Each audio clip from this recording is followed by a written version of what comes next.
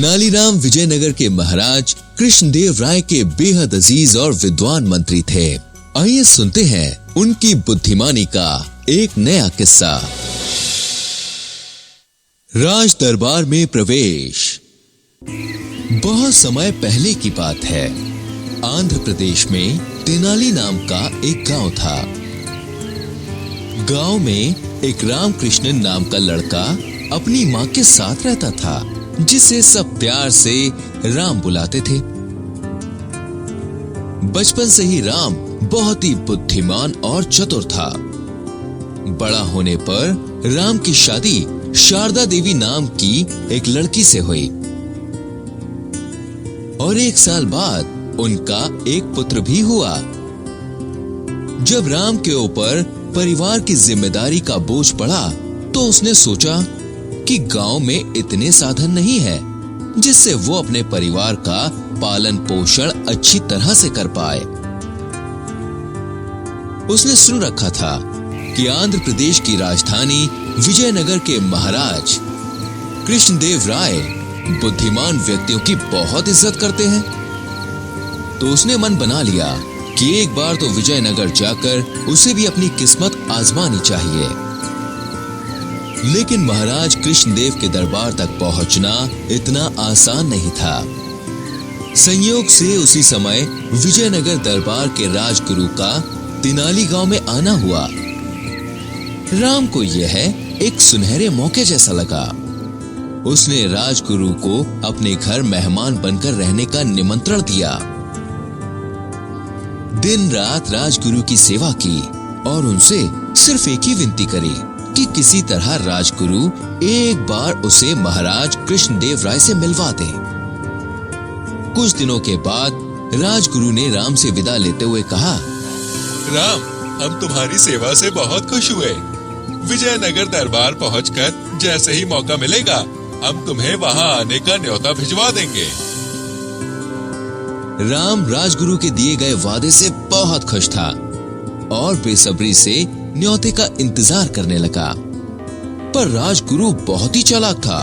इतने दिन राम के घर रहते रहते वो समझ गया था कि राम बहुत बुद्धिमान है और अगर इतना बुद्धिमान व्यक्ति दरबार में रहेगा तो राजगुरु की अहमियत महाराज के सामने कम हो जाएगी। इसलिए विजयनगर पहुंचने के बाद राजगुरु ने राम का कभी नाम तक नहीं लिया। महीनों बीत गए पर राजगुरु की तरफ से कोई न्योता नहीं आया। अब राम के सब्र का बांध भी टूट रहा था। ऊपर से बाकी गांव वालों में भी अब राम का मजाक उड़ने लगा था। एक दिन राम ने परेशान होकर खुद ही विजयनगर जाने की ठानी और वह अपनी माँ, पत्नी और बच्चे के साथ तेनाली गांव को छोड़कर विजयनगर की तरफ निकल पड़ा। विजयनगर पहुंचकर राम की आंखों में चमक आ गई। बड़ी बड़ी सड़कें, बड़े बड़े भवनों जैसे घर। इतनी खुशहाली देखकर राम ने विजयनगर में ही हमेशा के लिए बसने का मन बना लिया। अपने परिवार को एक धर्मशाला में रुकवाकर राम राजगुरु से मिलने गया। राजगुरु के महल के बाहर पहुंचकर राम ने चौकीदार से राजगुरु को अपने आने की खबर देने को कहा। पर राजगुरु ने राम को पहचानने से भी मना कर दिया। राम को बहुत बुरा लगा और उसने सही समय पर राजगुरु से बदला लेने की ठानी।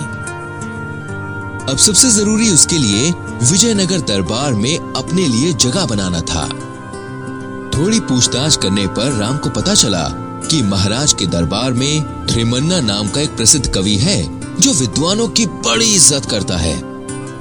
राम ने सोचा क्यों ना एक बार थिमन्ना की मदद से ही राज दरबार में प्रवेश करने की कोशिश की जाए। और इसी उम्मीद के साथ राम थिमन्ना के घर पहुंच गया।